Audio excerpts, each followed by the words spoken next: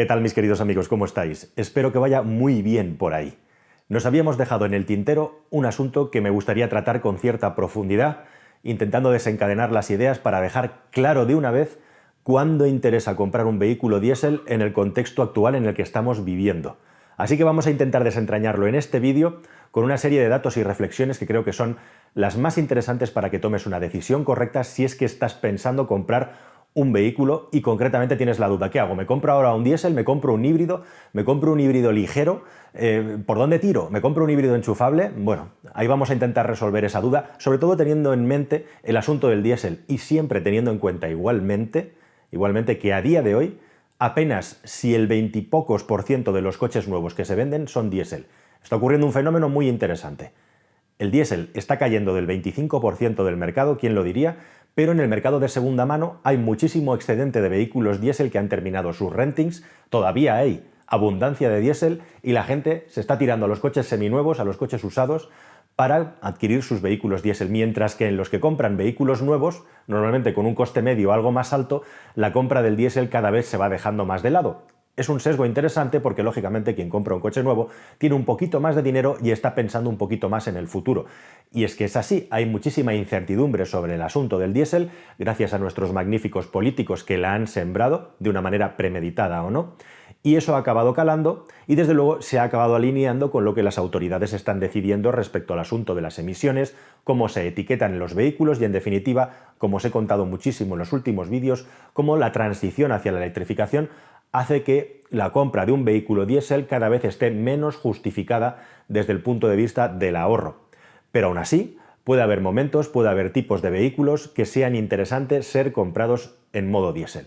Primero de todo, permitidme que os haga una reflexión importante. Ese tópico que venimos comentando en los comentarios de este canal desde hace tiempo, de que no hay diésel como los antiguos y que mi diésel de hace 20 años o 15 gasta menos que los actuales, no es cierto. Es posible que tu diésel tenga una respuesta súper fuerte, súper potente, que tenga un reprise gracias al par motor y a que no está taponado por una normativa de contaminación mucho más restrictiva por la electrónica, y que sientas que tu vehículo tiene una relación entre prestaciones y consumo insuperable si lo comparas con los vehículos diésel que hay actualmente.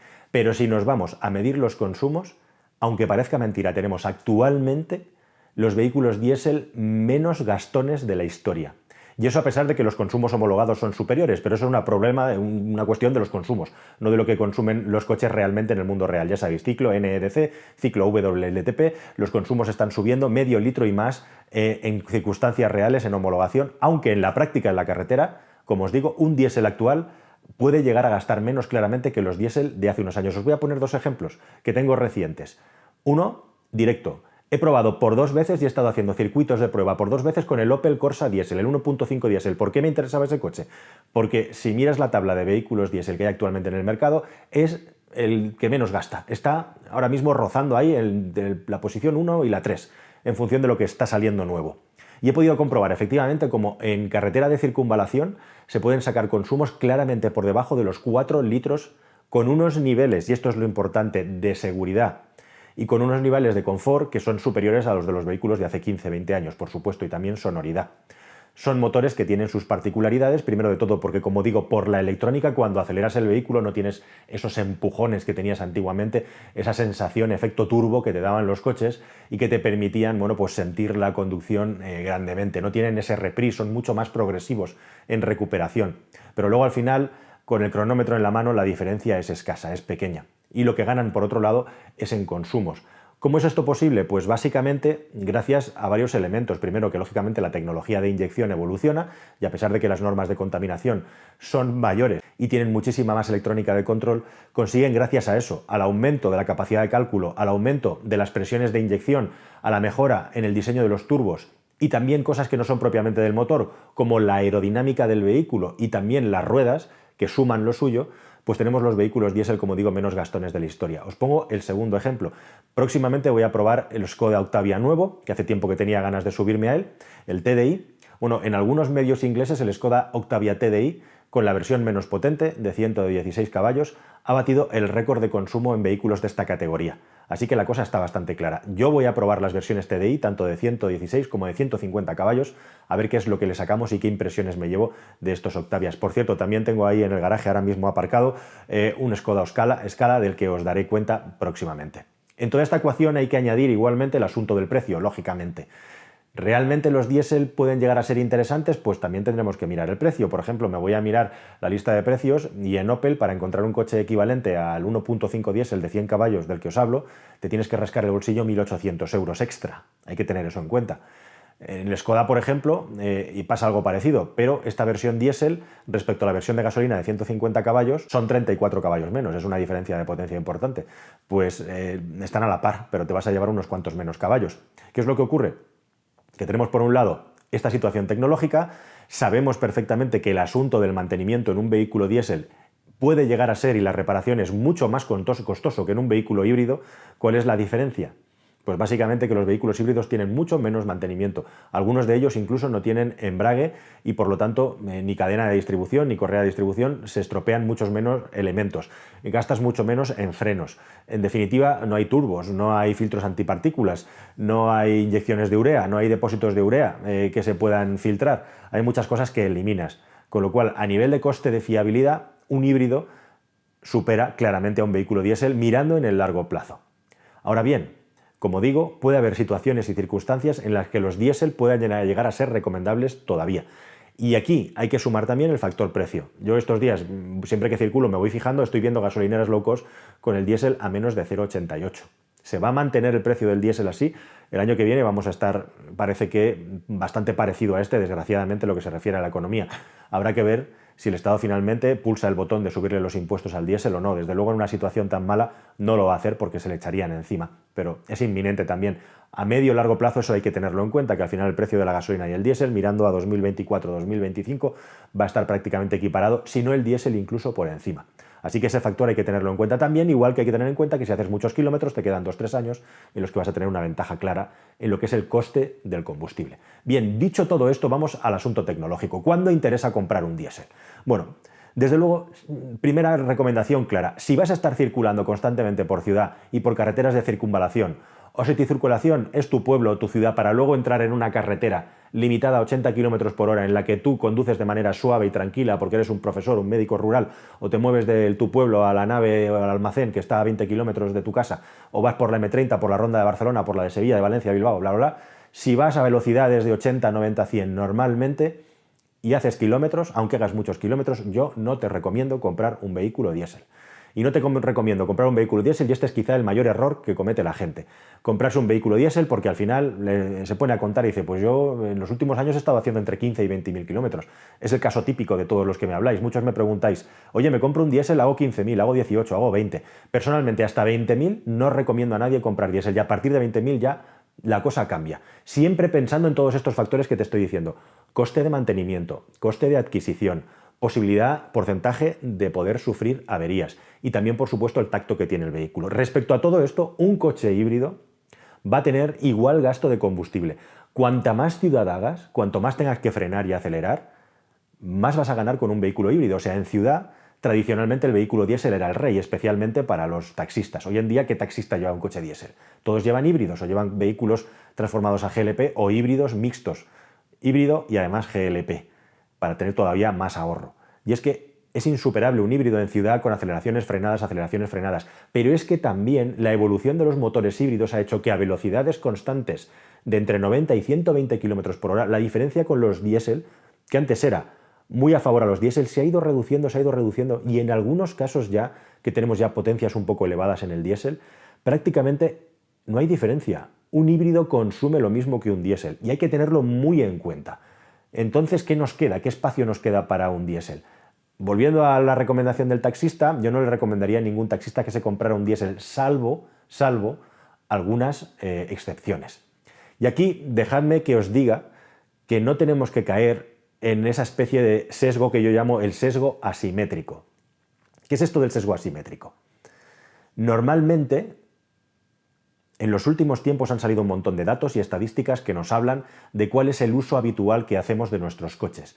Y con eso, incluso con aplicaciones como la que tiene Mercedes-Benz, que te permite hacer una simulación como si te movieras en un coche eléctrico, para decirte los kilómetros que haces cada día, cuáles son tus movimientos, cuánto habrías gastado y por lo tanto cuánto tendrías que recargar y cuándo.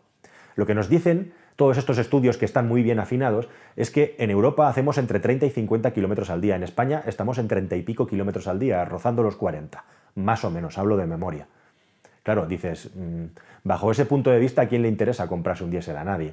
Pero ahí vamos, o sea, es que realmente el uso que le damos al automóvil no es exactamente así. Aunque en nuestro día a día un alto porcentaje sean recorridos que son idénticos, iguales, ir a trabajar, llevar a los niños al cole, traerlos, hacer la compra, recoger a mis padres, ir a entrenar. Al final, nuestro día a día puede que sea muy parecido, ¿no? Primero de todo, no todo el mundo tiene un día a día muy parecido, y en segundo lugar, justamente el sesgo asimétrico es que si el coche tiene tanto éxito es porque lo tenemos ahí abajo siempre disponible. Es decir, cuál es el grado de impredecibilidad que tiene tu vida y cuánto te afecta en tu día a día el hecho de tener que hacer cosas con el coche que no estaban previstas y moverte. Y luego el hecho además también que pesa mucho en nuestra psicología, en nuestro poder de decisión, el hecho de que el automóvil lo hemos concebido como una herramienta todo en uno que nos sirve para todo, y viajar, aunque al final solamente hagamos 2, 4 o 12 viajes al año largos, influye mucho en el peso de la compra del vehículo. Y hay muchas personas que cometen el error que precisamente por hacer 10 viajes largos al año pensar que necesitan un vehículo diésel, cuando luego no se dan cuenta que si hicieran números, hicieran un análisis, el 90 y muchos por ciento del tiempo no hubiera sido necesario. Además que hoy en día un diésel ya no es la tecnología favorita o favorable para poder circular por ciudad, ¿no? Que decir, comparado con un vehículo eléctrico, la diferencia es todavía mayor. Así que eso es muy importante, y es que estos datos y estadísticas están muy bien, pero ojo, que no están midiendo exactamente, ya afinando el dato en la estadística, cuál es el grado de impredecibilidad que tenemos a la hora de utilizar el automóvil, cuánto viajamos, y etcétera. Y eso nos da ya la clave definitiva de cuándo nos interesa un coche diésel. ¿Cuándo nos interesa un coche diésel? Pues yo al taxista de antes se lo recomendaría si, por ejemplo, es un taxista de pueblo que se lleva a la gente a la capital y lo trae y normalmente lleva el coche cargado. Ahí sí puede tener sentido el coche diésel. Para mí, el coche diésel tiene sentido si haces largos recorridos con el vehículo, haces más de 50 kilómetros a diario, de ahí para abajo yo no me compraría un diésel, incluso en muchos casos tampoco, iría más a los 100 kilómetros, y sobre todo llevas tu vehículo cargado, ya sea porque llevas un remolque, ya sea porque llevas una caravana, o ya sea porque llevas mucho equipaje, o ya sea porque llevas personas y equipaje, ¿no? Un grupo de personas que viajan juntas, un visitador comercial, etcétera, etcétera, etcétera. En el caso de hacer mucha carretera, hacerla a alta velocidad, es decir, autopista y autovía, y en el caso además de tener carga en el vehículo, si hacemos más de 20.000 kilómetros al año, sí recomiendo seguir comprando un vehículo diésel, porque es en la carretera y en circunstancias desfavorables a donde le vas a seguir sacando el extra al diésel. Y circunstancias desfavorables puede ser, como digo, llevar el coche muy cargado o tener que subir cada día a un puerto de montaña 4 veces de estos de autovía o de autopista que tenemos en España, que son muy grandes. Y esto está relacionado también con un tipo de coche que está de moda hoy en día, como son los SUV, y especialmente los SUV de tamaño medio grande, en los que la hibridación, si te vas a la carretera de nuevo y hacer un montón de kilómetros, además de que no te recomendaría que te compraras un SUV por el hecho de la aerodinámica y el gasto, y también la seguridad dinámica, pues tendría sentido comprarse un vehículo diésel. ¿Dónde también? En los SUV. ¿Que no te llega para un híbrido enchufable del coche que quieres comprar? Bueno, pues la versión diésel puede ser interesante, siempre y cuando, como digo, hagas ese montón de kilómetros. Y especialmente en los vehículos grandes y pesados, el rendimiento termodinámico del diésel y cómo te entrega la potencia y a dónde tiene la fuerza es fundamental para tomar la decisión respecto al diésel.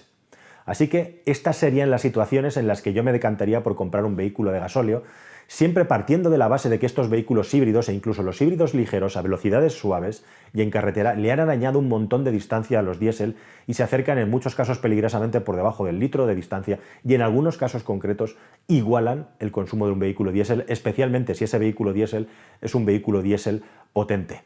Luego está el asunto también, como digo, de que si viajas mucho, y es una ventaja, un vector a favor del diésel, esa aspereza y esa vibración que tiene, que es peor para circular por ciudad, viene a su favor, puesto que puede tirar de desarrollos de transmisión mucho más largos, tiene mucha fuerza y es muy agradable de conducir. Pero de nuevo, hoy en día los vehículos de gasolina con turbos de geometría variable y con la electrónica con la que tienen, se han convertido en motores lineales que en muchos casos igualan el agrado de conducción de un motor diésel, en el que antes el diésel tenía ventaja. Así que el diésel, ¿para qué queda? Para especializaciones, para vehículos grandes en los que no hay una versión equivalente híbrida que sea lo suficientemente económica o que pueda darte un consumo parecido, para personas que hacen muchísimos kilómetros, más de 20.000, de manera sostenida en el tiempo y viajando mucho en carretera, perfecto también. y para el resto realmente ya no le recomiendo comprar diésel, incluso aunque pase de los 15.000 kilómetros, salvo que, como digo, las circunstancias de conducción con mucho peso, mucha carga o con mucha pendiente haga que el diésel pueda ser suficientemente interesante, quiero decir, respecto a la gasolina. Y a este respecto también, por supuesto, un 1.5 diésel como el del Opel Corsa no penséis que vaya a ser tan agradable como un 2.0 diésel como puede ser el del Skoda Octavia, que voy a probar próximamente. Así que ahí estarían mis cortes y ahí estarían mis opiniones al respecto, siempre comparándolo con los vehículos híbridos ligeros, híbridos normales.